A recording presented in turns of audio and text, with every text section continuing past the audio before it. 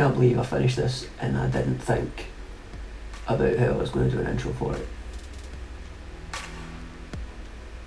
So here's another video that nobody asked for, but this time instead of looking at a photograph of a band, I'm going to look at a wedding photograph.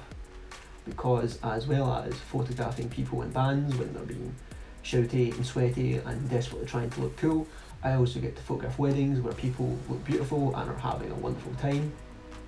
And this is probably my favourite wedding photograph I've ever done. Certainly it's my favourite formal wedding portrait I've ever done, and I want to talk about it for two reasons. Two, because I have a completely different approach in terms of how I go about taking the photograph and what I'm aiming for when it comes to a wedding portrait versus a band portrait. But secondly, because this was a prime example of a key issue you run into when you're photographing weddings, which is things not going to plan. We had originally planned to do the formal portraits with the couple across quite a substantial period of time outside at the Kelburn Castle sort of Enchanted Forest Trail, but the weather was very much not on our side, so what we ended up being able to do was go into Kelburn Castle and shoot the portraits in a much more condensed time just before dinner. So I wanted to talk through having to work in that quick, fast-paced environment, and then also what I had to do given that my original plans and what I directed was no longer viable. So here we are in Lightroom, and I'm going to just move this because can you see enough of my haircut in this? Yeah, there we go, because that's what everybody's actually here for. So this is the final image that I delivered to the couple. This is Mr. and Mrs. Crawford sitting in their own living room. I bet they wish it was their living room. This is the grand drawing room at Kelburn Castle, and I really like this image for a couple of reasons. One, it's very grand, the kind of baroque. It's very different from your traditional kind of wedding portrait. It's not outside, it's inside. It's got that kind of, yeah, it feels a bit vintage and old in terms of the grade and also the setting. What's also great about it is that I know the couple are two of the loveliest people I know, and they are not of the kind of Tory-esque grandiose nature that this kind of room evokes in people, which is nice because it makes it a really nice contrast for anybody that knows them and their kind of punk rock kind of leanings. I guess that's a good way to describe it, or it's at least that way to describe it. So this was the final image. I'm going to now look at the original raw file and do a live edit on that and see where we end up and talk through the process. Just before I do that, because I've remembered to do this at the right point this time, because I am a professional internet celebrity. Just talk about the camera settings.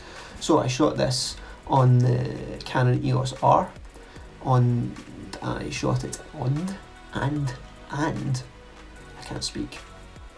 So I'm going to have a rum to rectify that. I shot this at ISO 5000 and I was using the 35mm Sigma art lens 1.4 at f2.8 at 1/320th of a second. So this was the final image. There we go, that's a bit better. And this is where the image began. So a couple of things I want to talk about. First of all, if we look at these areas here, you'll see they are clearly very overexposed. And the reason for this is that I shoot exclusively with natural light for two reasons. One, I just really like natural light. I think it helps you capture what the moment was actually like when you're photographing. I think when it comes to wedding photographs, that's particularly important.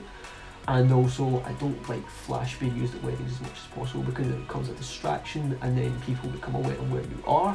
And I'm much more likely to fade into the background across the day because I'm a creep, and it means that I can take lots of nice kind of candid moments. That's more the kind of style that I go for over stuff that's more kind of overblown, and overblown is a bit unfair, that's a bit negative. Stuff that's more composed and more considered and more planned out. I like stuff to be shot a bit more from the hip, as it were. And two, I don't use ND filters because I'm so used to using only natural light. I quite often shoot at very shallow apertures so I can get as much light in as possible, and because I don't really use ND filters, that makes it really difficult for me to expose for outside the room and inside the room at the same time. So that's the first kind of obstacle that I have here when it comes to that. So that would be the first thing I would try and deal with. But before I do that, I go through and do what I always do. I set the colour profile to portrait to make it a bit flatter, which you can already see gives me a bit more room to play with.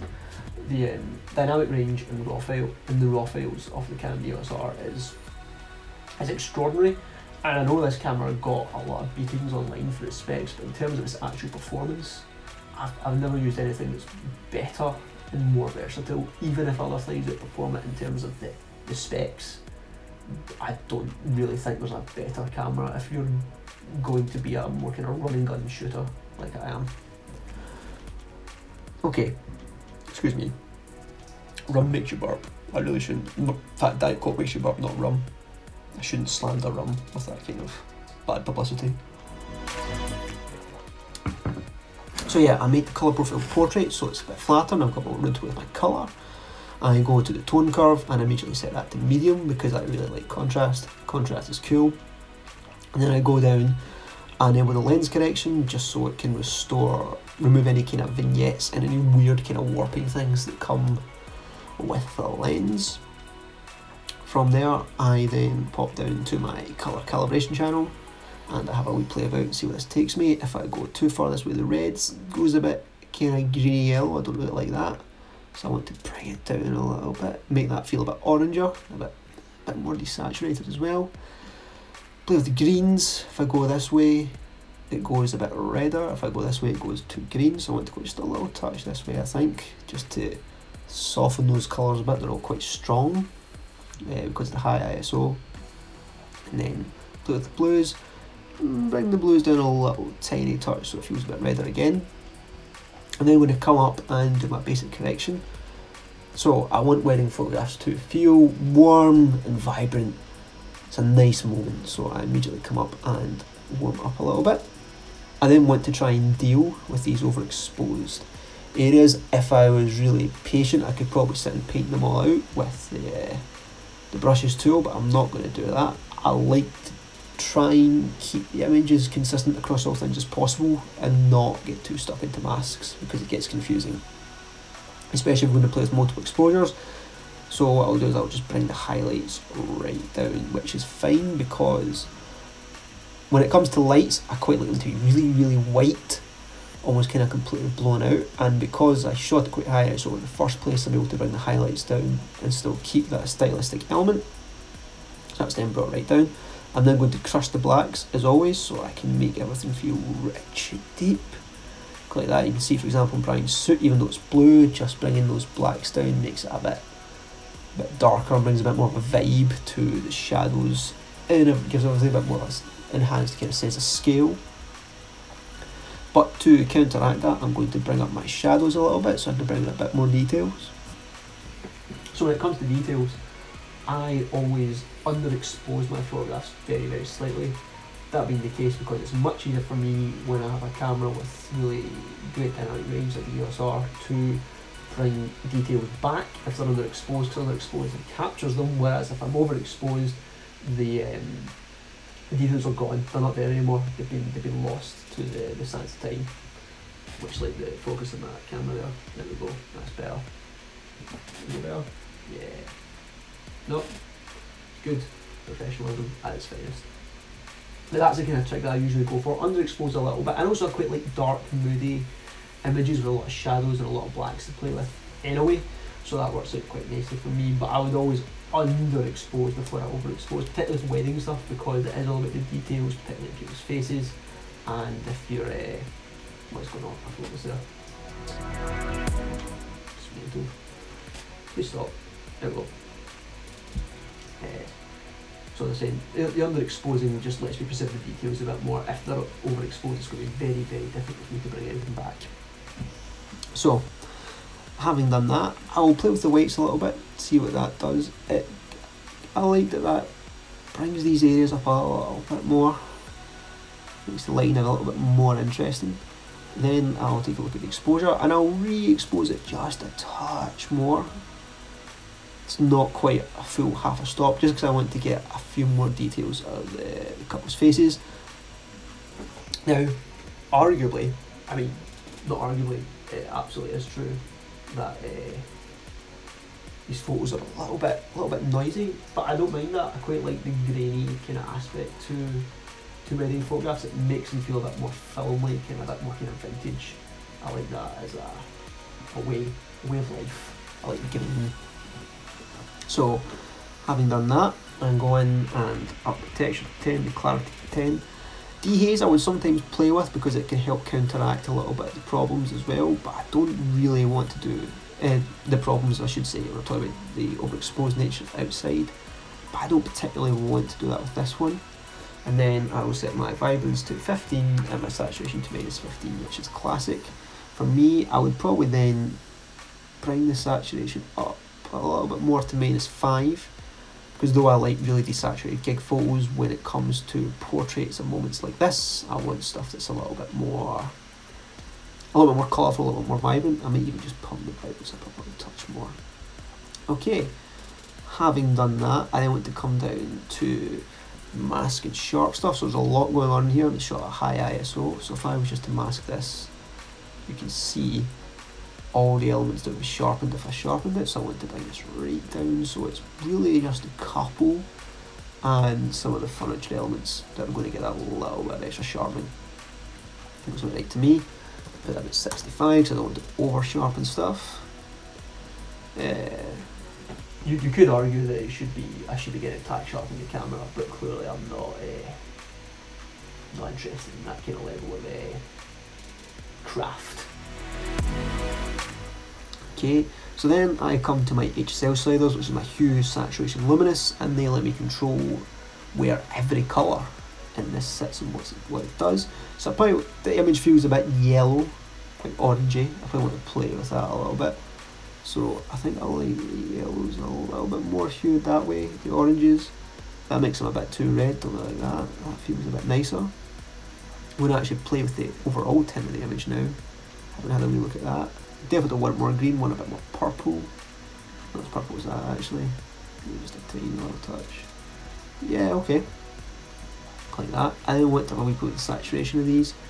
Bring the yellows out a little bit, I think, so it's just not as yellow an image.